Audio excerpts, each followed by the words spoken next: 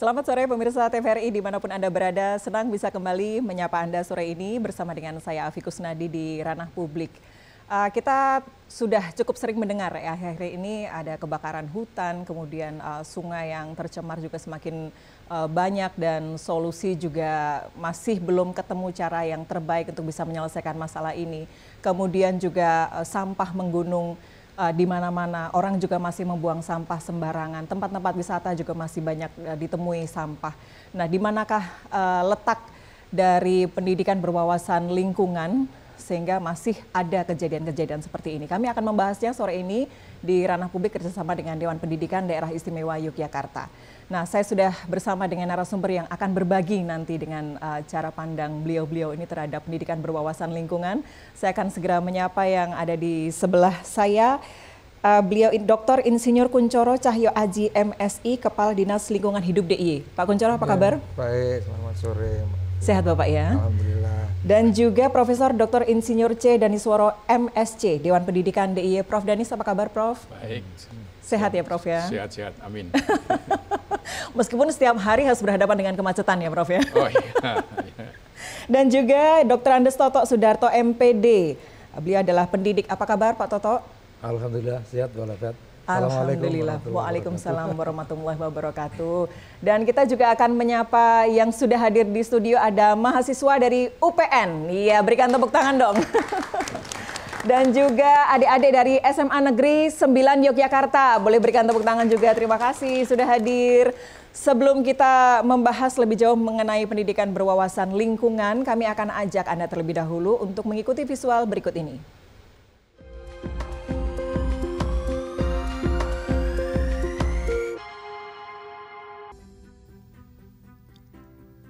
Gelombang perubahan iklim dan berbagai peristiwa kebencanaan yang sering terjadi menunjukkan bahwa perhatian pada sektor lingkungan menjadi bagian penting yang tidak bisa diabaikan dalam proses pendidikan.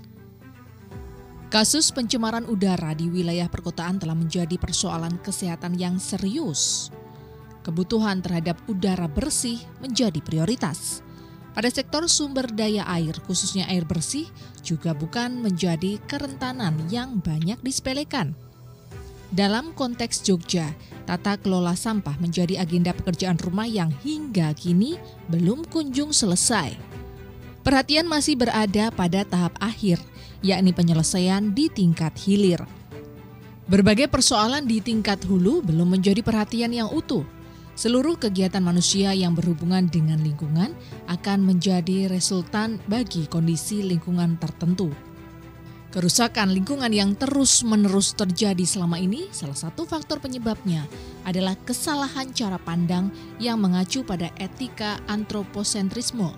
Akibat cara pandang ini telah menuntun manusia berperilaku tertentu, baik terhadap sesamanya maupun terhadap alam lingkungan.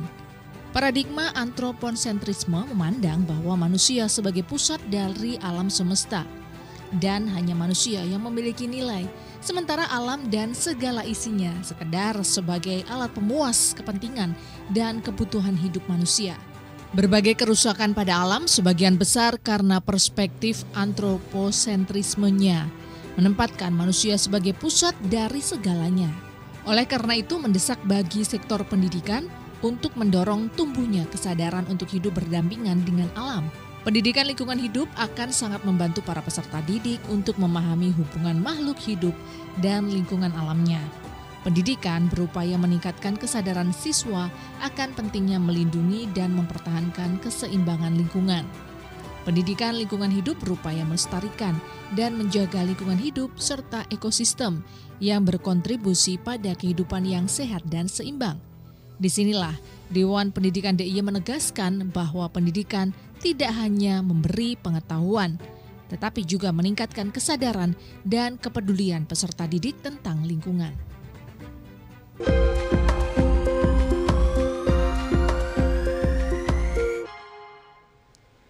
Ya, pendidikan berwawasan lingkungan adalah tema Ranah Publik sore ini dan saya sudah bersama dengan narasumber yang akan berbagi nanti mengenai cara pandang beliau terkait dengan pendidikan berwawasan lingkungan. Kalau tadi kita sudah menyimak sedikit juga sempat disinggung bahwa persoalan lingkungan masih cukup banyak ya Prof ya. Nah ini kalau kaitannya dengan pendidikan berwawasan lingkungan kan juga sudah berlangsung cukup lama ya Prof. Nah apa sih yang masih menjadi PR sehingga masih saja ada persoalan-persoalan yang kaitannya dengan lingkungan Prof? Monggo Prof Danis. Terima kasih. Jadi kalau kita melihat situasi, kita skop di DI saja, kita memang masih prihatin lah. Ya. Bagaimana untuk mengelola limbah, sampah, kemudian bagaimana kesadaran masyarakat dalam masalah misalnya penghematan energi, bagaimana masalah melestarikan keindahan alam. Nah ini Dewan Pendidikan Daerah Istimewa Yogyakarta mempunyai wawasan, artinya mempunyai ide untuk pendidikan yang berwawasan lingkungan. Karena hanya melalui pendidikanlah wawasan lingkungan atau kesadaran lingkungan ini akan bisa dikembangkan atau bisa dibuat masyarakat itu sadar. Nah terutama adalah pendidikan awal dari sekolah PAUD bahkan sampai ke perguruan tinggi. Nah kita sebetulnya kalau anak-anak itu hanya mengikuti aja, menirukan apa yang dilakukan oleh orang tua atau senior-seniornya. Jadi kalau pendidikan berwawasan lingkungan hanya di sekolah saja mungkin tidak berhasil. Harus dari orang tua, dari masyarakat.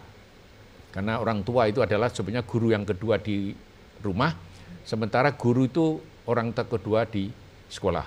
Jadi kita harus ada kerjasama yang baik antara sekolah, masyarakat, dan orang tua, bagaimana supaya peserta didik itu sadar atau mempunyai wawasan lingkungan. Nah Jogja ini bagus sekali, sudah ada kerjasama yang baik, bahkan dalam rangka melestarikan keindahan alam, itu mengusulkan adanya Jogja Geopark. Nah, ini menarik sekali karena Jogja yang kaya akan warisan alam, kalau tidak dilestarikan dan tidak dimanfaatkan, ya mungkin akan ya tinggal sisa-sisanya aja. Saya kira untuk seperti apa itu Prof nanti? Maksudnya gimana? Yang Jogja Geopark itu nanti. Nah, Jogja Geopark itu kan Jogja ini sebetulnya sudah mempunyai 20 warisan alam, yang itu ada surat keputusan dari Menteri SDM, dan itu sudah menjadi warisan alam dan harus dilestarikan. Ada 3 di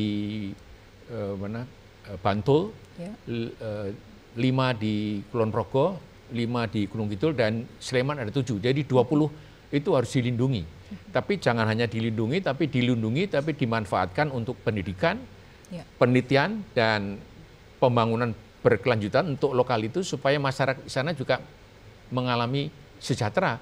Jangan hanya sebagai penonton. Sebab kalau geopark hanya untuk wisata tapi masyarakat sempat tidak mengenyam kesejahteraan, itu pasti akan tidak jalan dan bahkan mungkin akan bubar. Nah kita akan mengusulkan ke UNESCO agar Jogja Geopark itu pada saatnya nanti setelah menjadi nasional Jogja National Geopark akan menjadi Jogja UNESCO Global Geopark. Tapi itu perlu kerjasama yang baik antara Pemda, perguruan tinggi, dan masyarakat. Oke, perjalanannya masih cukup panjang ya, Prof.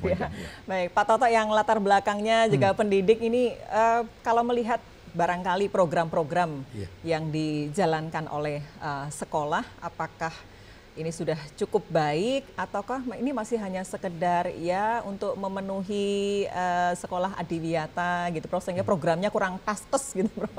Monggo silahkan Pak Toto. Ya, Mbak Afi dan para pemirsa TVRI Jogja, sebenarnya begini, di unen-unen Kejawen itu ada sopo nandur ngunduh. Ya kalau menanam padi nanti ya dapat beras gitu. Kalau menanam tumbuh-tumbuhan ya nanti kalau semakin banyak maka air tidak kering. Kalau ditanamnya itu di hutan-hutan ya tidak longsor begitu. Jadi kalau di Jogja yang dikembangkan sekarang PKJ termasuk bagaimana menanamkan kepada anak-anak kita sopo nandur ngunduh. Ini konotasinya positif. Kalau yang sopo gawe nganggo atau ngunduh woing pakarti, ini konotasinya negatif. Kalau berbuat jelek dapat jelek. Begini Mbak Afi, bahwa di sekolah itu juga sejak tahun 2005 bahkan itu Kementerian Lingkungan Hidup bekerjasama dengan Depdiknas pada waktu itu itu sudah mencanangkan bahwa mulai harus dari sekolah itu diberi pendidikan tentang lingkungan hidup dan disadarkan anak-anak kita itu dengan adanya sekolah adiwiyata, madrasah adiwiyata. Adi itu baik, sehat, indah, agung, wiyata tempat pendidikan. Jadi kalau tempat pendidikannya itu baik, maka anak-anaknya bisa belajar dengan baik. Dan itu tidak lomba. Kalau lomba kan dalam tanda kutip itu menyiapkan duduk-duduk nanti setelah lomba hilang semua. Tapi kalau ini adiwiyata mandiri sehingga bolehlah sudah siap untuk bisa dikunjungi dari pusat atau dari provinsi Pak Kuntoro misalnya, oh siap dikunjungi. Oh kurang begini, kurang begini. Dan itu banyak sekali indikatornya, parameternya untuk bisa disebut sebagai sekolah adiwiyata. Ya terutama penanganan sampah, penanaman pohon, pengelolaan sampah itu sampai pada mulai dari pemilahan sampai nanti digunakan lagi dan sekolah-sekolah itu. Tapi harapannya Mbak Afi itu menjadi habituasi. Jadi tidak kalau lomba kan ya sebentar terus selesai. Nah, harapannya setiap sekolah itu nanti seluruh stakeholder, kepala sekolah, guru, karyawan, siswa, bahkan orang tua itu punya kebiasaan untuk melakukan kegiatan yang sifatnya pendidikan lingkungan itu. Dan menyadari bahwa kalau lingkungan itu diabaikan, maka dia akan menerima akibatnya. Nah, sekarang ini banyak orang yang kalau hutannya gundul-gundul semua ya, banjir di mana-mana, tanah longsor di mana-mana. Kira-kira begitu, Mbak Afi. Yang terasa sekarang hawanya panas sih. Iya, itu. Panasnya luar biasa. Iya. Nah, kalau tadi sudah menyambung apa yang disampaikan oleh Prof. Danis dan juga Pak Toto, kalau kita melihat gambarannya sekarang Pak Kuntoro, problem dari lingkungan hidup yang ada di kota Jogja, sehingga bisa memberikan pengetahuan dan juga barangkali nanti akan muncul ide dari para pengajar-pengajar ini. Apa sih sebenarnya yang perlu di concern sekarang ini terkait dengan masalah lingkungan di wilayah DIY? Apa saja Pak Kuntoro? Kalau saya cerita ya, masalah lingkungan itu sebetulnya sangat terkait langsung dengan perilaku. Kalau ditarik mundur, perilaku itu ya dari pola pikir kita gitu ya, dari mindset kita. Di mana mindset itu juga tergantung bagaimana kita memasukkan value di dalam pola pikir itu. Nah, value itu dari mana ya? Dari pendidikan misalnya gitu. Nah, yang paling ideal adalah ketika kita memasukkan value itu rata-rata ya ketika anak mulai mengenal malu ya, artinya umur 4 tahun sampai 9 tahun gitu ya. Sehingga ya itu yang paling ideal ketika kita bicara tentang lingkungan gitu ya, bahwa buang sampah sembarangan itu mengganggu atau bahkan merampas hak orang lain untuk menikmati lingkungan. Bahkan agak spesifik lagi, buang air kecil di toilet kemudian tidak diguyur, itu pun juga sudah merampas hak orang lain untuk menikmati indahnya toilet, kira-kira gitu. Jadi persoalan menurut saya di sini adalah bahwa kita ini perilakunya mesti harus mengarah bagaimana kita peduli kepada lingkungan itu. Ada satu cerita, suatu saat saya jam 12 siang gitu ya, dari acara rapat itu saya iseng aja masuk di salah satu kali di pusat kota Jogja. Jam 12 siang itu saya begitu masuk di kali itu ada 5 orang nongki enak banget di situ. Artinya apa? Bahwa masalah lingkungan itu sangat erat dengan bagaimana perilaku kita. Ketika kemudian ada pertanyaan, seberapa atau kita mampu menyelesaikan sampah, ya seberapa cepat kita mampu mengubah perilaku itu. Jadi persoalannya yaitu yang satu, kita belum peduli bahwa kita merusak lingkungan itu adalah sudah merampas hak orang lain. Ini yang kepedulian itu yang belum ada.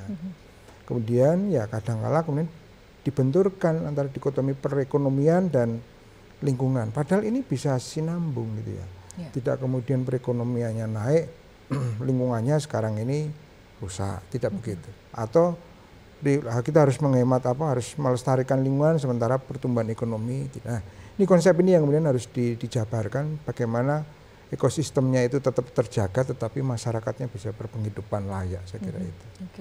Ya, bagaimana pendidikan berwawasan lingkungan ini bisa luas gitu masuk ke sekolah-sekolah, Prof? Barangkali mungkin dengan cara murid atau pelajar dilibatkan secara langsung, ataukah mereka juga perlu diberikan wawasan-wawasan mengenai lingkungan hidup? Ya, sebenarnya banyak cara lah untuk mendidik anak-anak kita itu ya. Yang paling utama adalah keteladanan dari orang tua. Kalau orang tua dalam hal masalah mengelola sampah aja sembarangan, jadi tadi mindsetnya belum peduli terhadap lingkungan, ya akan kapanpun tidak akan ya. Saya juga punya pengalaman, anak saya sendiri kebetulan waktu masih kecil itu, saya lihat kok tangannya tuh ini gegem bahasa Jawa. Apa itu? Iya. Enggak kemana mau?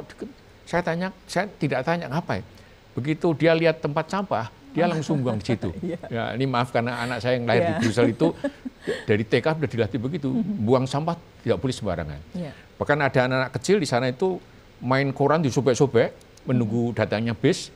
Begitu bis datang langsung dikukuti gitu, masukkan sampah baru naik bis. Nah itulah kesadarannya sudah. Nah kita masih maaf prihatin aja, hanya melalui pendidikan. Tapi jangan sampai menjadi mata kuliah sendiri ya, mata pelajaran sendiri. Masukkan ke mungkin masalah pendidikan agama atau mata pelajaran yang lain. Jadi jangan mata pelajaran sendiri itu. Kalau macam malah membosankan nanti kalau mata sendiri ya. Kalau mata pelajaran khusus nanti caranya hanya gurunya repot juga. Bagaimana cara menahan diri untuk tidak membuang sampah sembarangan gitu ya. Baik, kami akan lanjutkan ranah publik pendidikan berwawasan lingkungan. Kami akan lanjutkan usai jeda berikut ini.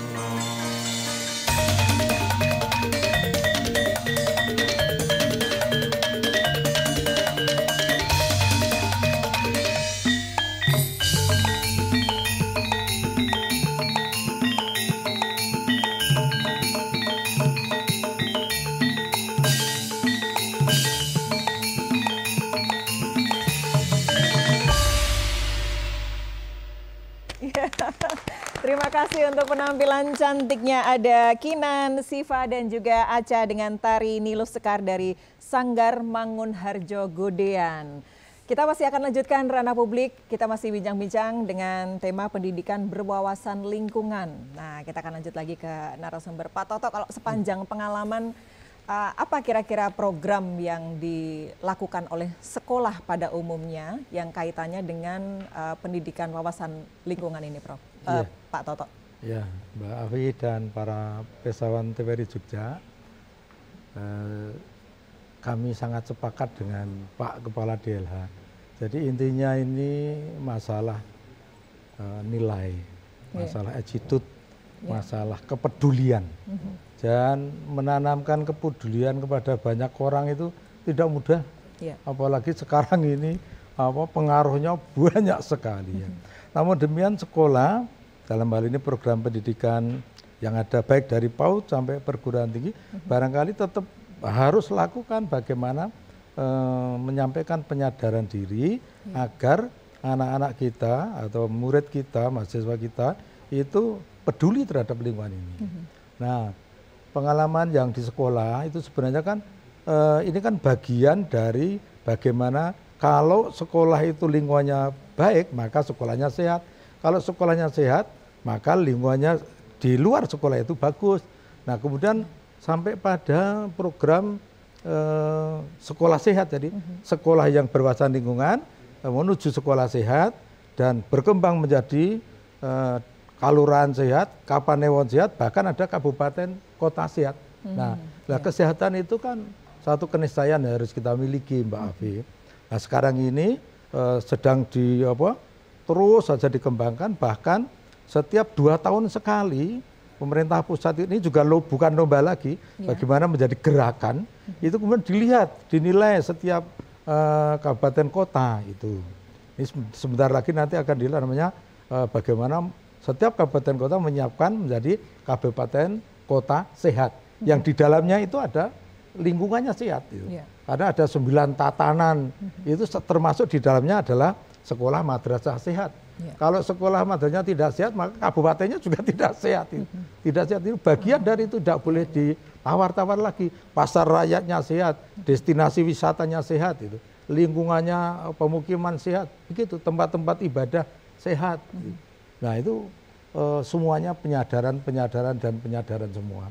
Nah, oleh karena itu kepada insan pendidikan tentunya bagaimana kita bisa mengajak atau menanamkan nilai-nilai tentang kepedulian lingkungan atau kesehatan ini secara sungguh-sungguh, dan saya sepakat juga tidak harus menjadi mata pelajaran sendiri. Selamat pagi anak-anak, sekarang pelajaran lingkungan, ada itu, nggak ada yang begitu. Tapi bagaimana setiap mata pelajaran itu bisa mengintegrasikan masalah lingkungan ini ke dalamnya. Bahkan ekstrakurikuler anak-anak diajak bagaimana mengelola sampah dengan baik. Ekstrakurikuler anak-anak diajak bagaimana menanam dengan baik. Bahkan kalau di perguruan tinggi malah diajak keluar untuk bagaimana dalam tridharmanya itu pengabdian masyarakat untuk melihat lingkungan-lingkungan yang tidak bagus ya. Nah, ini sebenarnya kita itu sering melihat, tapi kalau rog-rog asem ini ming sedelet, senang semua pergi ke jalan ambil sampah, baru senang semua terjun ke kali ambil plastik, tapi rog-rog asem, rog-rog asem itu asem nek digerok tibane sebentar itu ya. Nah, tapi kalau itu sudah menjadi habituasi, bahwa setiap melihat ketidakbaikan lingkungan itu kemudian ditata, nah insya Allah nanti pada waktunya ya kan mereka sendiri yang akan menikmati. Ya. Kalau sekarang lingkungan dikelola dengan bagus, disampaikan kepada anak cucu bahwa ini sangat penting dan sangat penting. Gitu. Sekarang sudah mulai kekeringan. Setelah kita lihat ya, saya saksi hidup di rumah saya sendiri di Lingo, dulu itu tumbuh-tumbuhan luar biasa besarnya. Ada tumbuhan besi, ada nyamplung, ada duet, ada macam-macam. Belum pernah seusia kecil saya itu kekurangan air. Tapi sekarang ini, setua saya ini sekarang, itu barusan tadi pagi saya nyumbang air itu. Ke komunitas saya nyumbang air. Itu artinya setelah kita lihat, pohon-pohon yang gede-gede itu sudah habis dan tidak menanam lagi. Nah, artinya airnya juga tidak ada. Semua itu memerlukan penanaman kepedulian bahwa nandur ngunduh. Kalau orang nandur ya orang ngunduh, merusak malah unduhannya nggak ada. Kira-kira begitu, Mbak Afi. Sepertinya menarik juga kalau tadi sempat disinggung Pak Toto bahwa ya perlu adanya wawasan-wawasan atau cara pandang. Mereka perlu tahu bahwa ketika lingkungan tidak dijaga, kita juga yang akan merasakan akibatnya. Nah, mungkin pandangan dari Prof. Danis, kalau misalnya dari pelajar-pelajar ini tidak hanya diajarkan bagaimana cara untuk mencegah kerusakan lingkungan, tapi juga mencari solusinya, Prof. Nah, ini barangkali juga menarik ya, Prof. Ya, pengolahan sampah dan lain sebagainya ya, Prof. Ya, kami karena tinggal di Jogja, kita memanfaatkanlah keindahan fenomena alam Jogja itu. Nah, disitulah untuk mendidik para siswa, para peserta didik untuk mengenal alam, mencintai alam.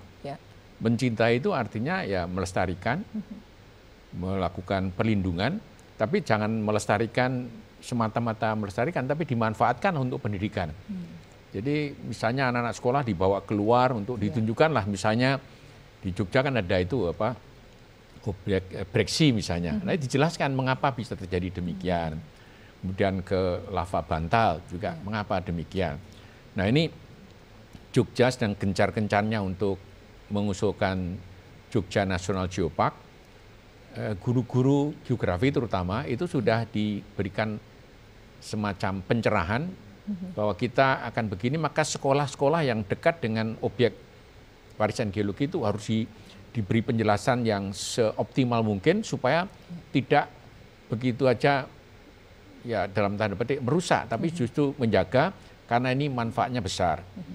Dan sebetulnya geopark itu hal yang baru ya. Baru dimulai tahun 1991, itu strategi baru bagaimana memanfaatkan untuk kesejahteraan manusia atau masyarakat yang tinggal di sekitar itu. Kalau itu dibiarkan ya mungkin akan rusak. Tapi kalau dipelihara untuk pendidikan, penelitian, untuk objek wisata, bahkan untuk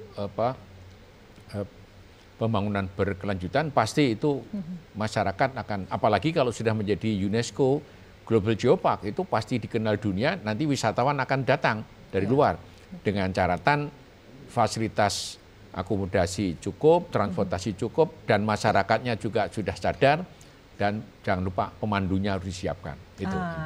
Iya betul. Jadi nanti pemanfaatannya sendiri itu bisa dari segala aspek ya, Prof. Ya, termasuk diantaranya ada penelitian gitu ya yang bisa dilakukan. Dan tidak hanya geologi tapi biologi dan dikaitkan dengan budaya. Apalagi barusan kita tahu bahwa itu poros imajiner sumbu filosofi diakui oleh UNESCO 18 September kemarin ya di Riyadh ya. Nah, itu kita manfaatkan. Hamemayu Hayuning Bawono itu kan sebetulnya adalah bagaimana kita melestarikan keindahan alam, jangan dirusak. Sustainable development, itu yang terjemahnya, nggak tahu kok Hamemayu Hayuning Bawono kok terjemahnya kok UNESCO Sustainable Development, itu yang baik.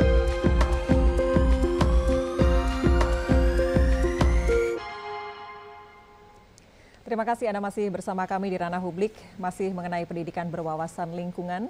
Kita akan memberikan kesempatan kepada adik-adik mahasiswa dari teknik lingkungan ya, jurusan teknik lingkungan UPN. Monggo silakan, ada yang mau bertanya, boleh berdiri, sebutkan nama, mau ditujukan ke siapa pertanyaannya. Iya. Suara saya masuk ya? Sebelumnya perkenalkan, nama saya Bima Pradipta dari Himpunan Siapa? Bima Pradipta, biasa dipanggil Bima. Dipta.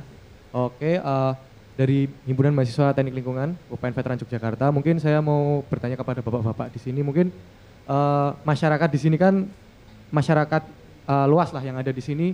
Mungkin persepsi terhadap lingkungan ataupun bagaimana memandang, cara pandang terhadap lingkungan itu kan masih awam ya Pak. Mungkin bagaimana kita nge-treat lingkungan dengan baik ataupun memberikan sebuah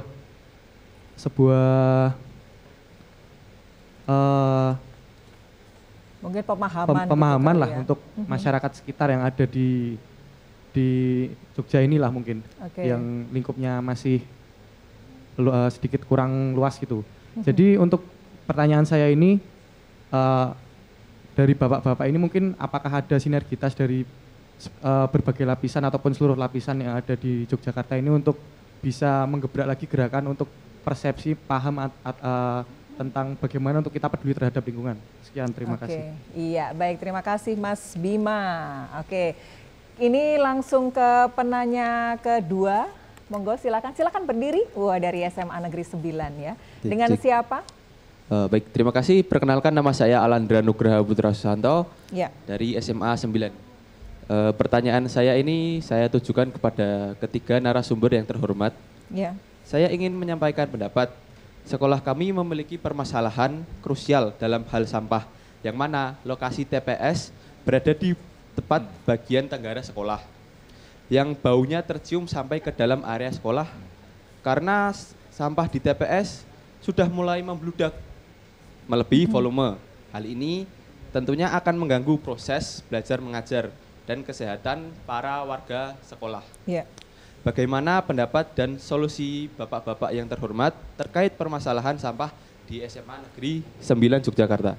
Terima kasih. Baik, terima kasih. Langsung kita hadirkan kepala DLH-nya.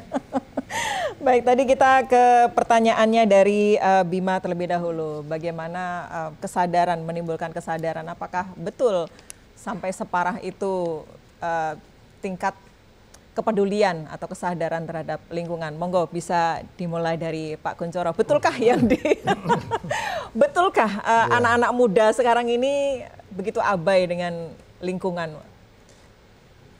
Baik, jadi pertanyaannya kan tadi apakah kita berkolaborasi gitu ya? Ya, salah satunya. Jadi persoalan lingkungan itu kan tidak bisa ditanggung oleh satu pihak ya. Misalnya saja ditanggung oleh DLHK, ini tidak bisa. Kami ini tidak bekerja di ruang hampa. Artinya persoalan lingkungan itu mesti harus ada ya kerjasama atau kolaborasi itu.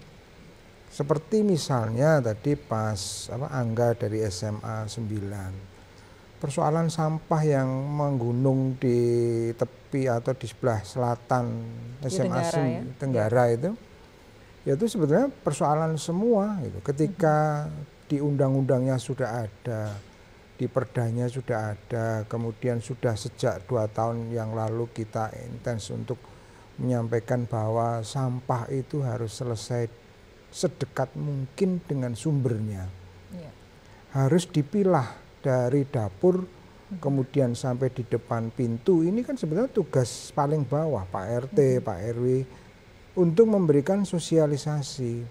Kalau tadi Bapak Toto menyampaikan, Pak Danis juga menyampaikan, ini tidak perlu dalam satu mata kuliah ya, tapi edukasi itu mesti harus diberikan terus gitu ya, bahwa pilah sampah ini harus gitu. Dan sampah ini sebetulnya bisa menjadi circular ekonomi.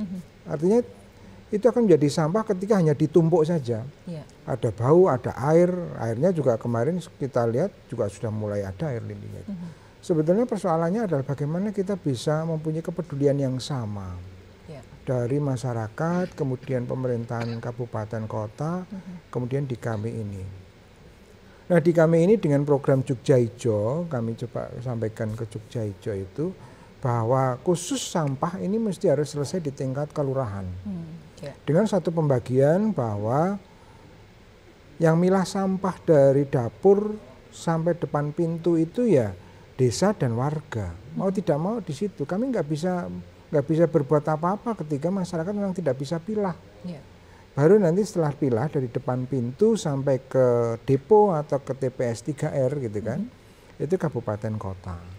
Nah, kami yang akan membantu dalam di TPS 3R. Tapi ini pun juga tidak sesederhana itu.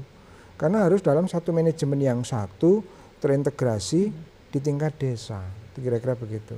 Sehingga konsep lingkungan ini ya mesti harus banyak pihak gitu ya. Nah, program Jogja Hijau itu tadi karena ini banyak kawan-kawan dari mahasiswa dan sekolah, ini kami pun juga membuka peluang bahwa KKN ya, mohon maaf Bapak, UPN misalnya, silakan aja KKN tematik di desa karena di kami ada desa zero waste. Bapak Gubernur itu sudah menyampaikan bahwa visinya adalah desa zero waste, bahwa seluruh persoalan entah itu limbah atau itu sampah mesti harus selesai di tingkat kelurahan. Nah ini bisa dipakai untuk ajang KKN tematik itu kira-kira begitu. Karena meskipun tidak ada di mata pelajaran yang khusus, tapi edukasi ini mesti perlu. Nah sehingga edukasi yang ada itu kemudian harapannya akan membuat sebuah pembiasaan, habituasi itu kira-kira begitu. Nah setelah itu baru sustain. Kalau Bapak Toto tadi ada Adiwiyata, di Adiwiyata Mandiri ini yang kemudian harus memberikan contoh supaya ini sustain, ya berkelanjutan, tidak hanya berdiri di sekolah itu. Karena bagaimanapun kita tidak bisa bicara lingkungan hanya bicara kami tok, kira-kira. Geoheritage itu juga membutuhkan peran banyak pihak, peran dalam arti peran yang setara, karena itu sudah bicara pada kawasan. Di situ ada kawasan hutan, kemudian ada kawasan pertambangan, mungkin ya Bapak ini, kemudian ada kawasan, ini mesti harus bareng gitu ya. Itu kira-kira begitu. Nah terakhir saya tetap akan menghimbau, mari masyarakat Jogja khususnya kita mulailah pilah sampah gitu. Nah, pilah sampah, kemudian nanti coba kami hanya menerima residunya saja lah, itu kira-kira gitu, sekitar 10% atau berapa. Ini sudah menyelesaikan. Komposisi sampah di Jogja itu ada sekitar 56% sampah organik. Nah ketika sampah organik itu bisa diselesaikan di hulu, sebenarnya persoalan sampah sudah separuh selesai itu. Hanya persoalannya tidak bisa atau belum terbiasa memilah. Kami coba kalau memilah itu kan mohon maaf jijik gitu ya Bu ya. Tapi alasan saya ngapain jijik? Kan yang Anda pilah sampah Anda sendiri. Yang Anda pilah adalah yang Anda makan sendiri, itu kira-kira gitu. Setiap rumah tangga harus pilah. Ini baru kita selesaikan.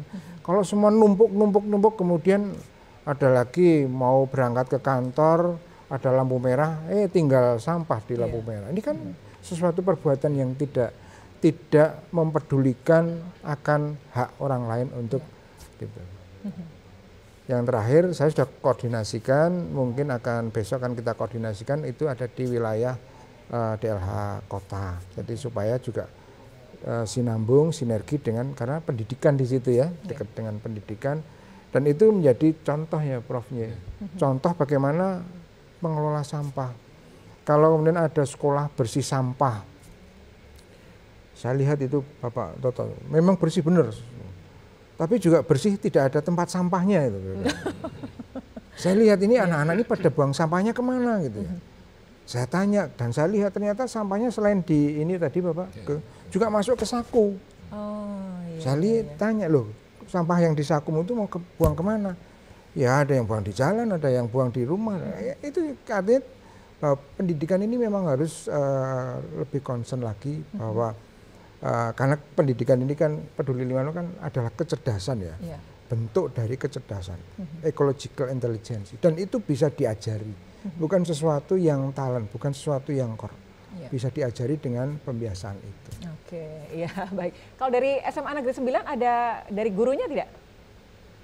Ada ya? Monggo bisa cerita Pak Guru, berikan mikrofonnya kepada Pak Gurunya. Iya.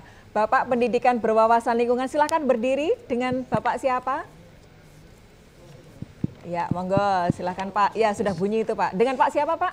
Oke, terima kasih. Saya Pak Natalis dari SMA Negeri 9. Kebetulan di sekolah diberi tanggung jawab Ketua Adiwiyata. Oh, iya. Sehingga diminta membawa beberapa siswa untuk mengikuti. Apa Pak program dari sekolah? Dari sekolah yang sejauh ini yang kami lakukan seperti Pak Toto sampaikan tadi bahwa Adiwiyata bukan kompetisi untuk saling berlomba tapi membangun kesadaran yang paling utama. Ya. Karena apa ya, di budaya masyarakat kita terkait sampahku harusnya tanggung jawabku. Ya. Tapi kan seringkali tadi seperti diceritakan dari para narasumber tadi, ya, membawa kemana, tinggal di mana, tidak pada tempatnya dan seterusnya. Nah, memang tidak mudah pengalaman di lapangan, apalagi di salah satu Pak si Alandra tadi menyampaikan di sekolah kami, dan tadi Jumat bersih, Bapak Kepala Sekolah dan Bapak Ibu Guru Karyawan yang terutama guru yang tidak mengajar, membersihkan persis di dekat depo TPS itu, karena belatung-belatungnya sudah masuk sampai ke seperti itu. Sehingga memang karena beberapa waktu lalu, ini sedikit cerita saja ya, kita bekerja sama salah satu LSM yang di Provinsi DIY yang terkait ekoenzim, lalu membuat, lalu hasilnya itu setelah kurang lebih 6 bulan dipanen, lalu setiap kali upacara kan bau meresap, lalu disemprotkan. Ya lumayan mengurangi, karena beberapa waktu lalu ketika parah, ya banyak juga siswa yang pingsan karena juga bau yang tidak sedap itu. Apalagi aktivitas ketika olahraga juga berdekatan dengan ini. Sampai ke ruang-ruang kelas. Minggu lalu ya Pak Apri kalau tidak keliru, siswa itu ada banyak yang sakit satu hari sampai 100-an orang. Ya tentu tidak langsung akibat dari itu, tapi barangkali juga ada unsur itu. Sampai ada teman yang mengatakan apakah perlu penelitian untuk mengecek itu. Ya. Nah, tapi beberapa waktu lalu setelah proses penutupan sementara itu selesai, sudah ada waktu untuk kapan buka, kapan tutup, dan sekarang sudah dibuatkan kayak kotak itu. Kalau dulu kan langsung dilempar lalu ditutupi terpal. Nah, sekarang agak sudah lumayan. Ya, moga-moga kesadaran warga ini semakin membaik. Dan sekali lagi kembali ke SMA 9, programnya target kami adalah bukan untuk segera mendapat sertifikat sekolah adiwiyatanya, tetapi membangun kesadaran semua warga sekolah untuk peduli bahwa sampah adalah tanggung jawabku. Saya kira demikian sementara. Terima kasih. Baik, terima kasih. Luar biasa, keren sekali program-programnya. Ya, Mas, para pelajar juga diajak terlibat bagaimana mencari solusi dari permasalahan sampah ini ya. Baik, kami akan lanjutkan ranah publik. Kita akan jeda sejenak, tetaplah bersama kami. Ya, baik. Kami masih akan lanjutkan ini ya, sudah mendekati sesi akhir ya ternyata. Ada kode-kode yang saya belum paham. Prof. Danis barangkali menanggapi apa yang dilakukan oleh Bapak dan juga guru-guru dari SMA Negeri 9. Terima kasih. Tadi sebenarnya Pak Kuncoro sudah menyampaikan cukup panjang lebar dan saya kira setuju sekali itu ya. Jadi kalau kita mau menyelesaikan masalah sampah tidak bisa diserahkan pada pihak-pihak tertentu. Harus dari diri sendiri dulu. Diri sendiri kita sudah disiplin tidak dalam memilah tadi ya. Saya kebetulan di kelurahan saya itu sudah Pak RW-nya, Pak RT-nya sudah tidak bosan-bosan untuk memberikan informasi. Jadi 50% yang dibuang 50% itu organik bisa diolah sendiri. Dan saya sudah lakukan itu sebenarnya sudah lama karena saya senang tanaman, jadi itu bisa untuk media tanam kan. Nah, itu kalau semua keluarga ada begitu, ya itu saya kira beres ya. Tapi saya pernah juga mengalami, saya pas memberi penjelasan di Lava Bantal itu, di sungai, di dasar itu, di atas ada sepeda motor berhenti langsung dengan membuang sampah. Waduh, inilah berarti kesadarannya bukan nol tapi minus ya. Gitu. Nah ini mungkin tadi saya prihatin juga di SMA 9, saya kebetulan anak saya yang kedua alumni sana. Jadi kalau saya jemput tuh mesti bau sampah dulu. Kalau sudah bau sampah, oh sampai SMA 9 gitu. Itu yang, jadi sudah terekam di memori juga ya. Ya baik, sedikit waktu ya Pak, monggo 1 menit Pak Toto. 1 menit. Adik-adik mahasiswa dan adik-adik pramuka yang ada di sini sudah tua-tua, butuhnya oksigen cuma sebentar. Anda semua masih membutuhkan oksigen yang sehat, yang bersih, lama, termasuk saudara-saudaraku yang di rumah, para pecahan TVRI Jogja. Nah, sekiranya kita tidak ada gerakan untuk lingkungan ini, maka sudah barang tentu nanti oksigen yang diberikan oleh Tuhan yang Maha Kuasa Allah SWT itu akan tercemar, sehingga generasi seangkatan Anda dan anak-anak Anda akan menjadi ribet. Oleh karena itu sekarang mari kita lakukan gerakan, tidak hanya sekedar parsial lomba ini lomba itu, enggak, tapi gerakan semua bergerak, ya, dari rumah bergerak, sekolah bergerak, komunitas, LSM semua bergerak, tanpa kecuali. Insya Allah nanti kita akan memetik buahnya itu. Nah, betul. Semua harus terlibat ya. Terima kasih Pak Toto, terima kasih Prof. Danis, terima kasih Pak Kuncoro, dan juga terima kasih untuk adik-adik dari UPN dan juga dari SMA Negeri 9, dan juga untuk pemirsa di rumah yang sudah mengikuti ranah publik. Ya, mudah-mudahan ini membuka kesadaran kita untuk bisa bersama-sama menjaga lingkungan, kita memberikan contoh yang baik kepada putra-putri, kepada generasi muda. Dan menutup ranah publik sore ini kita akan saksikan penampilan dari Sanggar Mangun Harjo, ada Hafita, Afiza dan juga Rara dengan tari burung pisen. Terima kasih sudah mengikuti ranah publik bersama dengan Dewan Pendidikan Daerah Istimewa Yogyakarta. Selamat petang, sampai jumpa.